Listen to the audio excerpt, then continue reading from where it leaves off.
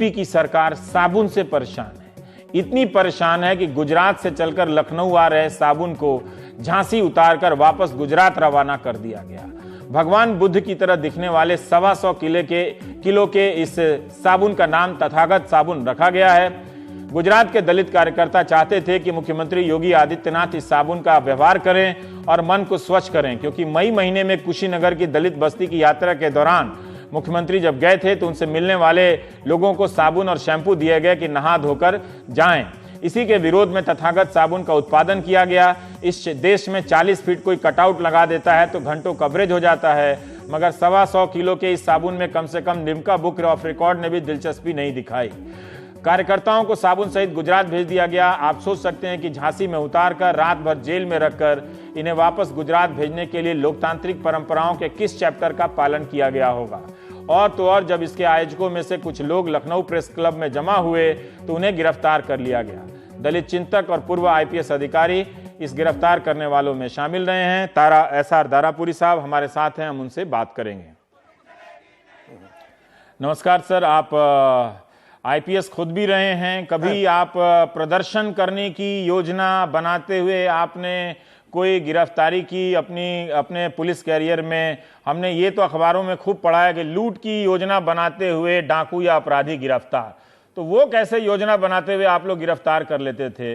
और आप ये भी बताएं कि क्या वाकई आपको प्रदर्शन की योजना बनाने के आरोप में गिरफ्तार किया गया था? देखिए, ऐसा है, हमारे यहाँ जो कानून है वो अंग्रेजों के समय का बना हुआ है। उसमें एक प्रिवेंटिव अरेस्ट का प्रावधान है जिसको धारा 151 कहते हैं। उसमें पुलिस को ये पावर है कि अगर उसे लगे कि कोई व्यक्ति संज्ञेय अपराध करने वाला है तो पुलिस उसको अपराध करने से पहले ही गिरफ्तार कर सकती है। इसका इस्तेमाल अंग्रेजों के समय में भी खूब हुआ है और स्वतंत्र भारत में भी खूब हुआ है। जहां तक मेरी व्यक्तिगत बात है, जिस दौर में मैंने ज्यादातर नौकरी किया उस दौर में इसका दुरुपयोग बहुत कम होता था। दुरुपयोग तो होता था परंतु वो ज्यादातर राजनीतिक परिस्थितियों में होता था कि अपने विरोधियों को प्रदर्शन से रोकना या इस प्रकार की कोई गतिविधि करने से रोकने के लिए उन्हें पहले ही गिरफ्तार कर लिया जाता था। परंतु इधर मैं देख रहा हूं कि ये जब से बीजेपी की सरकार उत्तर प्रदेश में आई है तब इसका विरोध जो है बहुत धड़ल्ले से हो रहा। और जैसे यहाँ हम लोगों का मामला है, उस दिन हम लोगों ने प्रेस क्लब में ये एक दलित अत्याचारों पर विमर्श और जो गुजरात से साथी आ रहे थे उनकी भागीदारी के लिए किया था। और गुजरात के जो दलित थे, एक तो वो उत्तर प्रदेश के दलित जहां पर जो अत्याचार सहारनपुर में हुआ उसके साथ संवेदना और एकताबद्धता अपनी प्रदर्शित करना चाहते थे, और दूसरा जोगी जी को जो है वो अपना जो साबन जो उन्होंने दलितों को दिया था ये मान करके दलित गंदे होते हैं, दलित नहाते नहीं है, तो वो जोगी जी को देना चाहते थे वो साबन जिसमें डॉक्टर अम्बेडकर और बुद्ध दोनों का वो कहते थे अंश है, और वो उम्मीद करते थे कि इसके इस्तेमाल से जोगी जी का तन और मन वो दोनों शुद्ध हो जाएंगे और वो दलितों को सही नजरिए से देखेंगे। ये तो साबन का मामला था। अच्छा, यहां तक हमारी गिरफ्तारी की बात है, हम लोगों ने प्रेस क्लब को बुक कराया था निर्धारित समय पर। हम लोग जब वहां प्रेस क्लब में गए तो हमें प्रबंधक ने बताया कि प्रशासन के दबाव में आप लोगों की जो बुकिंग है वो निरस्त कर दी गई है। आप लोग यहाँ पर अपना वो जो दलित विमर्श करना था वो नहीं कर सकते हैं और कोई कार्यक्रम आपका नहीं होगा। हम लोगों ने कहा कि ठीक है, अगर ये ऐसा है तो हम लोग नहीं करेंगे। हम लोग वहां पर बैठकर ये थोड़ा सोचने लगे जब बताया गया कि अब आगे हम लोग क्या करें। अब आज प्रोग्राम तो था, बाहर से लोग भी आए हैं, आ रहे थे, तो अब हमें कोई विकल्प सोचना चाहिए। जब इतना विचार विमर्श 8-10 लोग हम लोग कर रहे थे तो तभी तुरंत पुलिस ने आके हमें घेर लिया। उन्होंने कहा कि हमारे ऊपर 2 आरोप लगाए। उन्होंने कहा कि एक तो आप बिना अनुमति के ये कार्यक्रम करने जा रहे थे जबकि हमने किया नहीं, और दूसरा ये कहा कि यहाँ आकर आप लोगों ने शांति भंग की है। तो मैंने उनसे ये कहा कि देखो, प्रेस क्लब में जाके आपने शांति भंग की है। ये प्रेस क्लब में जाके हाँ, ये आरोप हमारे ऊपर लगाया गया। बहुत गंभीर अपराध है जी, हाँ। ये आरोप हमारे ऊपर लगाया गया। और मैंने कहा कि प्रेस क्लब के अंदर तमाम प्रेस मीट होती है, छोटी छोटी विचार गोष्ठियां होती हैं, उसके लिए कभी भी अनुमति प्रशासन से नहीं ली गई है, अनावश्यकता है। और जो शांति भंग की बात है, धारा 144 जो होती है वो बाहर होती है, सड़क पर होती है, वो क्लब के अंदर नहीं होती है। उन्होंने कहा कि नहीं, आप लोगों ने ऑलरेडी ये 2 अपराध कर दिए हैं और आगे भी इसी प्रकार का अपराध किए जाने की संभावना है। ये कह के उन्होंने कहा कि हम आप लोगों को गिरफ्तार करते हैं, और हम लोगों को गिरफ्तार कर लिया और गिरफ्तार करके पुलिस लाइन में ले जाके 5 घंटे बैठाए रखा, और बाद में 20-20 हजार का मुचलका लेके जो है हम लोगों को वहां से छोड़ा गया। तो मैं ये सारे घटनाक्रम से इस निष्कर्ष पे पहुंचा हूं कि हम लोगों की गिरफ्तारी करना पूर्व नियोजित था, क्योंकि सरकार ने ये तय कर लिया था कि हमने गुजरात के दलितों को लखनऊ में नहीं घुसने दिया, उनको झांसी से वापस कर दिया, और यहाँ के जो आयोजक हैं उनको भी हमें गिरफ्तार करना है, ताकि आम जनता में यह संदेश जाए कि सरकार कितनी सख्त है, कितनी सख्ती से लॉ एंड ऑर्डर को कंट्रोल कर रही है। चिंता की बात यह है कि एक तरह से कि प्रेस क्लब में कोई जा रहा है अपना कार्यक्रम करने के लिए, वो रद्द कर दिया जा रहा है। उसमें प्रेस क्लब के आयोजक भी शामिल हैं उसको रद्द करने में, सरकार के दबाव को, और फिर इन लोगों को वहां बैठकर विचार कर रहे हैं तो शांति भंग करने के आरोप में गिरफ्तार किया गया है। तो आप खुद से सोचिए कि लोकतंत्र के किस चैप्टर के हिसाब से गिरफ्तारी हुई है और क्यों ये जायज है और क्यों ये जायज नहीं है। एक साबुन बनाकर अगर कोई अपना विरोध रचनात्मक तरीके से करना चाहता है तो इसमें किसी की क्या दिक्कत होनी चाहिए, और वो भी प्रेस क्लब का आयोजन उसका रद्द किया गया है। सिग्नल अभी मिल नहीं रहा है, तो हम ब्रेक के बाद हम लौट कर आएंगे तो साबुन के बारे में बात करेंगे।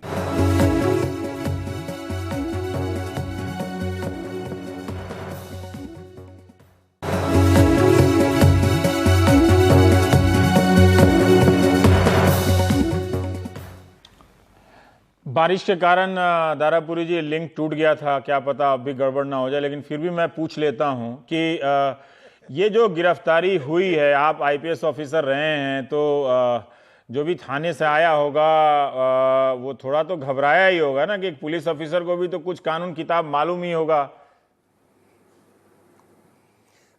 हाँ, वो था। मैंने उनको वही जवाब दिया कि जो आरोप आप हमारे ऊपर लगा रहे हैं, जो अपराध करने के, हमने ऐसा कोई अपराध किया ही नहीं, यहाँ अनुमति की आवश्यकता नहीं है, और धारा 144 सड़क पर लागू होती है, प्रेस क्लब के अंदर लागू नहीं होती। उन्होंने कहा कि आप लोगों ने यहाँ आके ऑलरेडी अपराध कर दिया, और हमें आप लोगों को गिरफ्तार करना ही है। इसलिए मुझे लगा कि आज सरकार ने फैसला कर लिया है कि हम लोगों को गिरफ्तार किया जाना है, तो हम लोगों ने अपनी गिरफ्तारी दे दी है। अब प्रेस क्लब के पत्रकारों ने इस पर आपत्ति नहीं की कि ये उनके परिसर में पुलिस आकर एक्चुअली उनके जो हाँ जी ऐसा है कि वहां पर तो किसी ने नहीं किया, क्योंकि उनके जो मैनेजर थे, प्रबंधक जो है, उन्होंने वो रद्द कर दिया। मैंने सोशल मीडिया पे देखा है कि काफी पत्रकारों ने इसका विरोध किया है, इसकी निंदा की है। एक अमरीश कुमार जी ने लिखा है कि 60 साल के इतिहास में पहली बार हुआ है जबकि प्रेस क्लब के अंदर पुलिस घुसी हो और अंदर से गिरफ्तार करके लाई हो। ऐसे और पंकज श्रीवास्तव जी हैं, उन्होंने भी लिखा है। बहुत सारे, नवीन जोशी जी, उन्होंने लिखा है। ऐसे बहुत सारे नामी गिरामी पत्रकार हैं जिन्होंने प्रेस क्लब के अंदर पुलिस प्रवेश और उसके अंदर से गिरफ्तारी का लिखित में विरोध किया है, परंतु बहुत सारे ऐसे पत्रकार भी हैं जी आप बात पूरी करें। जिन्होंने इसका विरोध नहीं किया, और उल्टा उन्होंने, मैंने बहुत से प्रिंट मीडिया में देखा, हम लोगों को दोषी ठहराया है कि हम लोग वहां से मार्च करके नारे लगाते हुए मुख्यमंत्री जी के आवास की तरफ जा रहे थे। 8 लोग, जो 100% झूठ है।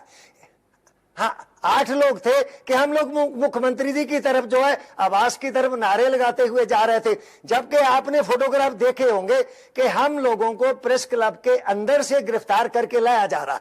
तमाम फोटोग्राफ्स है और वही सच्चाई है, परंतु हमारे कुछ पत्रकार बंधुओं ने उसको ऐसा दर्शाया है कि हम लोगों ने अपराध किया था, उस पर पुलिस ने हमें गिरफ्तार किया। अब 2 बात का जवाब दीजिए कि वो 125 किलो के साबुन का क्या हुआ, उससे कौन नहा रहा है, और आप इसके जरिए क्या मैसेज देना चाहते थे? देखिए ऐसा है, वो जो साबुन था, हाँ। उसके पीछे गुजरात के दलितों के दो मंशा थे। हाँ। एक तो उन्होंने 125 किलो इसीलिए रखा था कि डॉक्टर अम्बेडकर की 125वीं जयंती मनाई गई थी। हाँ। और वो डॉक्टर अम्बेडकर से जोड़ा, और दूसरा उसके ऊपर भगवान बुद्ध की मूर्ति जो है उसको इनग्रेव किया गया था। हाँ। कि इसमें बुद्ध का भी अंश है, क्योंकि जोगी जी ने वो जो सरकार ने जो साबुन बांटा था वो कुशीनगर में बांटा था, और कुशीनगर भगवान बुद्ध की निर्वाण स्थली है, निर्वाण स्थली। तो दलितों का ये मंशा था कि उन्होंने दलितों को इसीलिए साबुन बांटा है क्योंकि वो मानते हैं कि दलित गंदे होते हैं, दलित नहाते नहीं है, इसलिए वो नहा धो के जोगी जी के सामने जाए। तो दलितों ने कहा कि इसके प्रत्युत्तर में हम लखनऊ जाके जोगी जी को ये साबुन देंगे जिसमें डॉक्टर अम्बेडकर और बुद्ध का अंश है, और हम उनका कहना हम उम्मीद करते हैं इससे जोगी जी का तन और मन दोनों शुद्ध हो जाएंगे और वो दलितों को सही नजरिए से देखेंगे जी। और ये जो साबुन है, ये हमें जैसे पता चला कि ये जो झांसी की पुलिस है उन्होंने साबुन को रख लिया है अपने पास। अच्छा, वो रख लिया है और दलितों को अच्छा। उसी तरह से हाँ रख लिया है, साबुन रख लिया उन्होंने। अब वो क्या करेंगे, जोगी जी तक पहुंचाएंगे या नहीं पहुंचाएंगे, इसके बारे में मैं कुछ नहीं कह सकता। पर एक अजीब बात है कि मैं ये जानना चाह रहा था कि क्या आप तो कानून के भी जानकार हैं सर, तो क्या आपको लगता है कि इस तरह की गिरफ्तारी के मामले को लेकर कोर्ट जाना चाहिए और अदालत की राय भी पूछी जानी चाहिए कि क्या ये तरीका है अरेस्ट करने का? देखिए ऐसा है, अब इस प्रकार के जो वायलेशंस हैं, हाँ। जो मानवाधिकारों के जो उल्लंघन है, हाँ। या जो ज्यादतियां हैं, ये तो हर रोज ढेरों हो रही हैं। तो मैं नहीं समझता कि कितने मामलों में आप कोर्ट जाएंगे, और फिर कोर्ट में बहुत समय लगता है, ऐसे मामलों में कोर्ट में बहुत समय लगता है कि आपको कोई रिलीफ मिल पाएगा। इसीलिए हम कोर्ट में जाने की बजाय हम सब लोग जो मानवाधिकार कार्यकर्ता हैं या सोशल एक्टिविस्ट हैं, हम लोग सब इकट्ठा होकर उत्तर प्रदेश में ये जो अघोषित आपातकाल है, जो सभी इनको सब प्रकार के विरोध को दबाया जा रहा है और व्यक्ति की स्वतंत्रता का गला घोंटा जा रहा है, इसके विरोध में हम लोग एकजुट हो रहे हैं और आगे की हम लोग रणनीति बना रहे हैं कि किस प्रकार आप अपनी आवाज को बुलंद करें और सरकार को एहसास कराएं कि आप यहां पर जो अघोषित आपातकाल है आप उसको समाप्त करिए और लोगों के जो मानवाधिकार हैं उनको एक्सरसाइज करने दीजिए, उन तक वो जिंदा रहने दीजिए। पर आपने शुरू में कहा कि 144 के उल्लंघन का आरोप लगाया, तो क्या 144 की धारा लगाई गई थी क्या प्रेस क्लब के भीतर? नहीं, प्रेस क्लब के भीतर 144 की धारा नहीं लग सकती। जो धारा होती है जो सार्वजनिक स्थल है, जैसे रोड है, उस पर लगती है। वो प्रेस क्लब के अंदर ना आज तक लगी है। पर मैं नहीं जानता कि शायद जोगी सरकार ने कोई नया आदेश कर दिया हो या नया कानून बना दिया हो कि अब किसी के घर के अंदर भी जो है धारा 144 लगाई जा सकती है। ऐसा कभी नहीं होता था, इसीलिए आपके जवाब से ये बात मेरे दिमाग में रह गई थी। ठीक है, ये बात दर्ज होनी चाहिए कि आप प्रेस क्लब में थे, 8 लोग थे और आप पर प्रदर्शन करने की योजना बनाने और शांति भंग करने के आरोप में आप लोग को गिरफ्तार कर लिया गया और प्रेस क्लब ने उस आयोजन को रद्द करने की बात कही। कायदे से प्रेस क्लब को ये इस बात के लिए जिद करनी चाहिए थी कि ये हमारा अपना कार्यक्रम है और किस कानून के तहत हमें रद्द किया जा रहा है। तो एक तरह से आप देख ही रहे हैं कि जो ट्रंप और अल जजीरा से शुरू हुआ है वो अनेक रूपों में दुनिया के विभिन्न कोनों में पहुंचता चला जा रहा है। अब साबुन से हम निकल कर आते हैं शादी की बात पर। कई बार शादियां बहुत महंगी हो जाती हैं और उसके पाखंड अपने दर्दनाक हैं। बिहार में तो एक अभियान भी चलने वाला है मुख्यमंत्री नीतीश कुमार का कि शादी में दहेज ना लिया जाए, लेकिन ये तस्वीर सीहोर की है और ये जो नौजवान है अपनी गरीबी से, सीहोर का मुर्दी इलाका है, नौजवान का नाम है कल्लू और उनके जीवन साथी का नाम है वैजयंती। इनके पास आर्थिक तंगी थी, किसे गुजर रहे थे, महंगी शादी नहीं कर सकते थे, तो इन्होंने डॉक्टर भीमराव अंबेडकर की प्रतिमा को ही साक्षी मानकर फेरे लिए और अपने दोस्त मित्रों के साथ तस्वीरें खिंचाई। बड़े हसीन लग रहे हैं दोनों ही इस तस्वीर में और इन दोनों ने अपनी शादी मुकम्मल की। तो एक तरह से यादगार शादी है। वैसे कई मित्रों को देखा है कि अंबेडकर की प्रतिमा के सामने या उनकी तस्वीर रखकर अब शादी कर रहे हैं। तो ऐसी हस्ती या हैसियत तो किसी नेता को शायद ही मिली होगी कि लोग अपनी जिंदगी की शपथ जो है वो उस प्रतिमा के सामने ले रहे हैं जिसके हाथ में संविधान की एक किताब है। तो ये एक नए भारत की तस्वीर है। यही चल जाए तो बहुत सारे पाखंड और शादियों के झंझटों से एक तरह से मुक्ति मिल जाए। तो जो आज कल्लू ने और वैजयंती ने किया है वो अगर बड़ा नज़ीर बन जाए तो बहुत कुछ नया रास्ता निकल सकता है। इस शादी के लिए ये अच्छी तस्वीर लगी तो मुझे लगा कि साबुन के विवाद के साथ साथ इस तस्वीर के बारे में भी आपको एक खबर दिखाई जानी चाहिए, जिससे पता चले कि देश के अलग अलग हिस्सों में कहाँ कहाँ क्या क्या हो रहा है। अब हम आगे इसके बाद हम आगे बढ़ते हैं। यूपी की एक खबर है कि हमारे समाज में बर्बरता का यह कौन सा आदिम रूप छिपा हुआ है, इसे समझना जरूरी हो गया। कभी यह सांप्रदायिकता तो कभी आपराधिकता के नाम पर भीड़ जो है वो लोगों को जला रही है, मार रही है।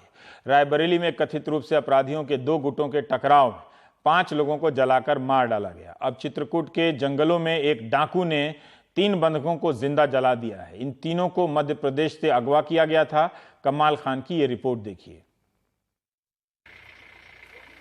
चित्रकूट के कोल्हुआ के जंगल में ताजा जले हुए 3 नरकंकाल मिलने से दहशत फैल गई। खबर लगते ही मौके पे पुलिस पहुंची। इलाके के डरे हुए लोग दबी जुबान में कहते हैं कि मध्य प्रदेश का इनामी डाकू ललित पटेल और उसका गैंग वहां से गुजरा था। शक है कि सतना के नया गांव से जिन 3 लोगों को डाकू ने अगवा किया था, फिरौती न मिलने पे उन्हें जला डाला है।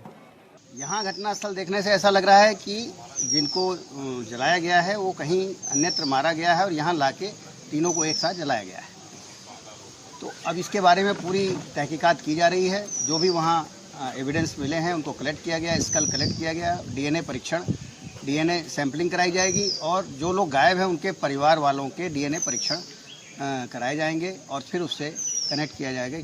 यूपी एमपी सरहद के इन जंगलों में डाकुओं की आमद रफ्त काफी बढ़ गई है। इन इलाकों पे लंबे अरसे तक डाकुओं की हुकूमत रही है। लोगों को अगवा कर फिरौती वसूलना और सारे सरकारी ठेकों में कट लेना इनका पेशा है। इसी इलाके के सबसे बड़े डाकू ददुआ ने यहाँ 35 साल राज किया।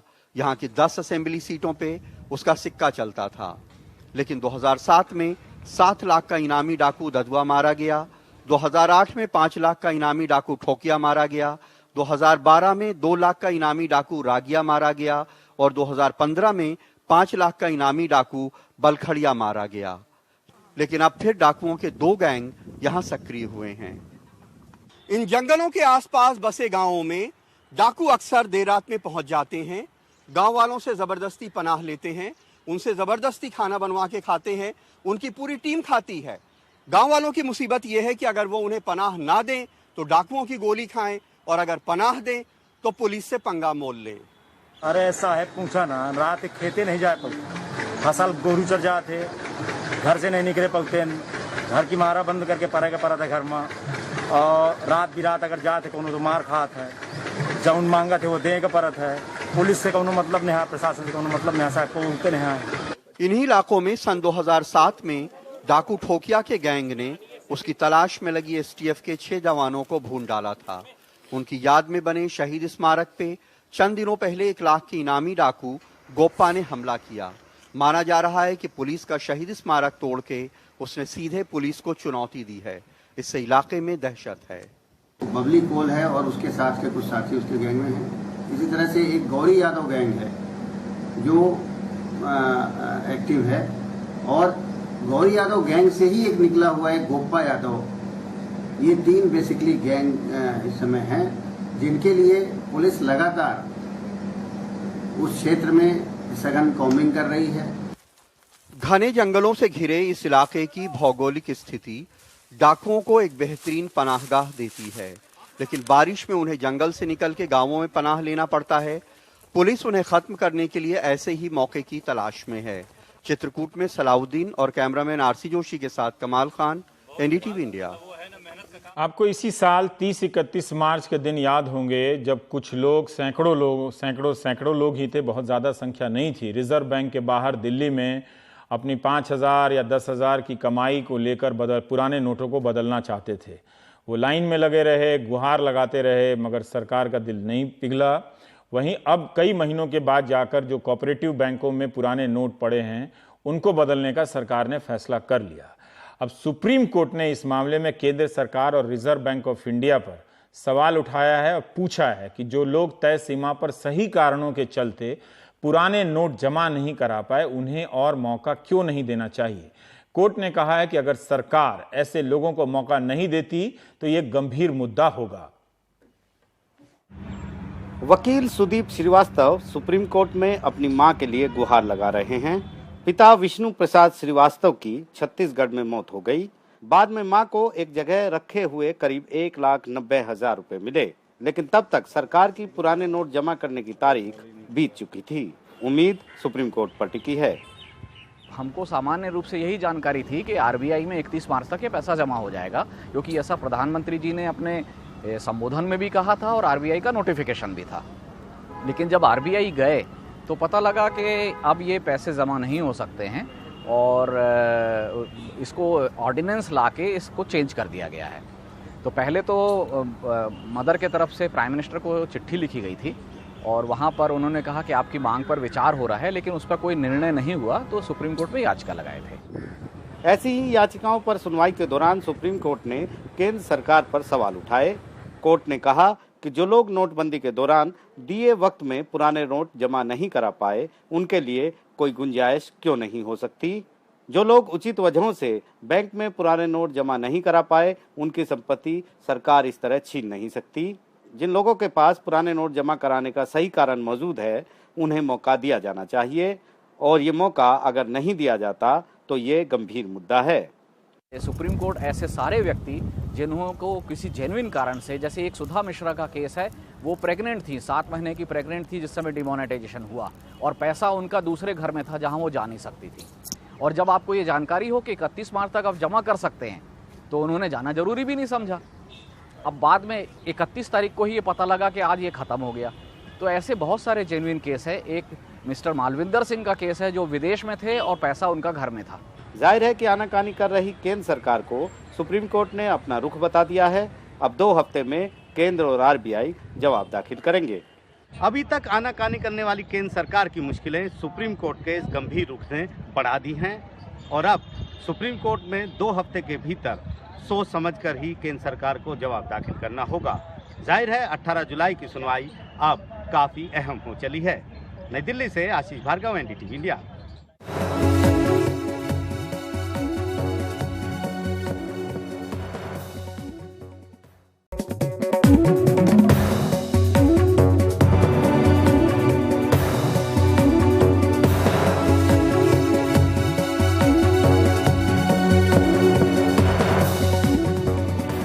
यूपी की सरकार साबुन से परेशान है। इतनी परेशान है कि गुजरात से चलकर लखनऊ आ रहे साबुन को झांसी उतारकर वापस गुजरात रवाना कर दिया गया। भगवान बुद्ध की तरह दिखने वाले 125 किलो के इस साबुन का नाम तथागत साबुन रखा गया है। गुजरात के दलित कार्यकर्ता चाहते थे कि मुख्यमंत्री योगी आदित्यनाथ इस साबुन का व्यवहार करें और मन को स्वच्छ करें, क्योंकि मई महीने में कुशीनगर की दलित बस्ती की यात्रा के दौरान मुख्यमंत्री जब गए थे तो उनसे मिलने वाले लोगों को साबुन और शैंपू दिए गए कि नहा धोकर जाएं। इसी के विरोध में तथागत साबुन का उत्पादन किया गया। इस देश में 40 फीट कोई कटआउट लगा देता है तो घंटों कवरेज हो जाता है, मगर 125 किलो के इस साबुन में कम से कम लिम्का बुक ऑफ रिकॉर्ड ने भी दिलचस्पी नहीं दिखाई। कार्यकर्ताओं को साबुन सहित गुजरात भेज दिया गया। आप सोच सकते हैं कि झांसी में उतारकर रात भर जेल में रखकर इन्हें वापस गुजरात भेजने के लिए लोकतांत्रिक परंपराओं के किस चैप्टर का पालन किया गया होगा। और तो और जब इसके आयोजकों में से कुछ लोग लखनऊ प्रेस क्लब में जमा हुए तो उन्हें गिरफ्तार कर लिया गया। दलित चिंतक और पूर्व आईपीएस अधिकारी इस गिरफ्तार करने वालों में शामिल रहे हैं। तारा एसआर दारापुरी साहब हमारे साथ हैं, हम उनसे बात करेंगे। नमस्कार सर, आप आईपीएस खुद भी रहे हैं, कभी आप प्रदर्शन करने की योजना बनाते हुए आपने कोई गिरफ्तारी की अपने पुलिस कैरियर में? हमने ये तो अखबारों में खूब छोटी छोटी विचार गोष्ठियां होती हैं, उसके लिए कभी भी अनुमति प्रशासन से नहीं ली गई है, अनावश्यकता है। और जो शांति भंग की बात है, धारा 144 जो होती है वो बाहर होती है, सड़क पर होती है, वो क्लब के अंदर नहीं होती है। उन्होंने कहा कि नहीं, आप लोगों ने ऑलरेडी ये 2 अपराध कर दिए हैं और आगे भी इसी प्रकार का अपराध किए जाने की संभावना है, ये कह के उन्होंने कहा कि हम आप लोगों को गिरफ्तार करते हैं, और हम लोगों को गिरफ्तार कर लिया और गिरफ्तार करके पुलिस लाइन में ले जाके 5 घंटे बैठाए रखा, और बाद में 20-20 हजार का मुचलका लेके जो है हम लोगों को वहां से छोड़ा गया। तो मैं ये सारे घटनाक्रम से इस निष्कर्ष पे पहुंचा हूं कि हम लोगों की गिरफ्तारी करना पूर्व नियोजित था, क्योंकि सरकार ने ये तय कर लिया था कि हमने गुजरात के दलितों को लखनऊ में नहीं घुसने दिया, उनको झांसी से वापस कर दिया, और यहाँ के जो आयोजक हैं उनको भी हमें गिरफ्तार करना है, ताकि आम जनता में यह संदेश जाए कि सरकार कितनी सख्त है, कितनी सख्ती से लॉ एंड ऑर्डर को कंट्रोल कर रही है। चिंता की बात यह है कि एक तरह से कि प्रेस क्लब में कोई जा रहा है अपना कार्यक्रम करने के लिए, वो रद्द कर दिया जा रहा है। उसमें प्रेस क्लब के आयोजक भी शामिल हैं उसको रद्द करने में, सरकार के दबाव को, और फिर इन लोगों को वहां बैठकर विचार कर रहे हैं तो शांति भंग करने के आरोप में गिरफ्तार किया गया है। तो आप खुद से सोचिए कि लोकतंत्र के किस चैप्टर के हिसाब से गिरफ्तारी हुई है और क्यों ये जायज है और क्यों ये जायज नहीं है। एक साबुन बनाकर अगर कोई अपना विरोध रचनात्मक तरीके से करना चाहता है तो इसमें किसी की क्या दिक्कत होनी चाहिए, और वो भी प्रेस क्लब का पड़ा है कि लूट की योजना बनाते हुए डाकू या अपराधी गिरफ्तार। तो वो कैसे योजना बनाते हुए आप लोग गिरफ्तार कर लेते थे? और आप ये भी बताएं कि क्या वाकई आपको प्रदर्शन की योजना बनाने के आरोप में गिरफ्तार किया गया था? देखिए, ऐसा है, हमारे यहाँ जो कानून है वो अंग्रेजों के समय का बना हुआ है। उसमें एक प्रिवेंटिव अरेस्ट का प्रावधान है जिसको धारा 151 कहते हैं। उसमें पुलिस को ये पावर है कि अगर उसे लगे कि कोई व्यक्ति संज्ञेय अपराध करने वाला है तो पुलिस उसको अपराध करने से पहले ही गिरफ्तार कर सकती है। इसका इस्तेमाल अंग्रेजों के समय में भी खूब हुआ है और स्वतंत्र भारत में भी खूब हुआ है। जहां तक मेरी व्यक्तिगत बात है, जिस दौर में मैंने ज्यादातर नौकरी किया है उस दौर में इसका दुरुपयोग बहुत कम होता था। दुरुपयोग तो होता था परंतु वो ज्यादातर राजनीतिक परिस्थितियों में होता था कि अपने विरोधियों को प्रदर्शन से रोकना या इस प्रकार की कोई गतिविधि करने से रोकने के लिए उन्हें पहले ही गिरफ्तार कर लिया जाता था। परंतु इधर मैं देख रहा हूं कि ये जब से बीजेपी की सरकार उत्तर प्रदेश में आई है तब इसका विरोध जो है बहुत धड़ल्ले से हो रहा। और जैसे यहाँ हम लोगों का मामला है, उस दिन हम लोगों ने प्रेस क्लब में ये एक दलित अत्याचारों पर विमर्श और जो गुजरात से साथी आ रहे थे उनकी भागीदारी के लिए किया था। और गुजरात के जो दलित थे, एक तो वो उत्तर प्रदेश के दलित जहां पर जो अत्याचार सहारनपुर में हुआ उसके साथ संवेदना और एकताबद्धता अपनी प्रदर्शित करना चाहते थे, और दूसरा जोगी जी को जो है वो अपना जो साबन जो उन्होंने दलितों को दिया था ये मान करके दलित गंदे होते हैं, दलित नहाते नहीं है, तो वो जोगी जी को देना चाहते थे वो साबन जिसमें डॉक्टर अम्बेडकर और बुद्ध दोनों का वो कहते थे अंश है, और वो उम्मीद करते थे कि इसके इस्तेमाल से जोगी जी का तन और मन वो दोनों शुद्ध हो जाएंगे और वो दलितों को सही नजरिए से देखेंगे। ये तो साबन का मामला था। अच्छा, यहां तक हमारी गिरफ्तारी की बात है, हम लोगों ने प्रेस क्लब को बुक कराया था निर्धारित समय पर। हम लोग जब वहां प्रेस क्लब में गए तो हमें प्रबंधक ने बताया कि प्रशासन के दबाव में आप लोगों की जो बुकिंग है वो निरस्त कर दी गई है। आप लोग यहाँ पर अपना वो जो दलित विमर्श करना था वो नहीं कर सकते हैं और कोई कार्यक्रम आपका नहीं होगा। हम लोगों ने कहा कि ठीक है, अगर ये ऐसा है तो हम लोग नहीं करेंगे। हम लोग वहां पर बैठकर ये थोड़ा सोचने लगे जब बताया गया कि अब आगे हम लोग क्या करें। अब आज प्रोग्राम तो था, बाहर से लोग भी आए हैं, आ रहे थे, तो अब हमें कोई विकल्प सोचना चाहिए। जब इतना विचार विमर्श 8-10 लोग हम लोग कर रहे थे तो तभी तुरंत पुलिस ने आके हमें घेर लिया। उन्होंने कहा कि हमारे ऊपर 2 आरोप लगाए। उन्होंने कहा कि एक तो आप बिना अनुमति के ये कार्यक्रम करने जा रहे थे जबकि हमने किया नहीं, और दूसरा ये कहा कि यहाँ आकर आप लोगों ने शांति भंग की है। तो मैंने उनसे ये कहा कि देखो, प्रेस क्लब में जाके आपने शांति भंग की है। ये प्रेस क्लब में जाके ये आरोप हमारे ऊपर लगाया गया। बहुत गंभीर अपराध है जी। ये आरोप हमारे ऊपर लगाया गया। और मैंने कहा कि प्रेस क्लब के अंदर तमाम प्रेस मीट होती है, आयोजन उसका रद्द किया गया है। सिग्नल अभी मिल नहीं रहा है तो हम ब्रेक के बाद हम लौट कर आएंगे तो साबुन के बारे में बात करेंगे।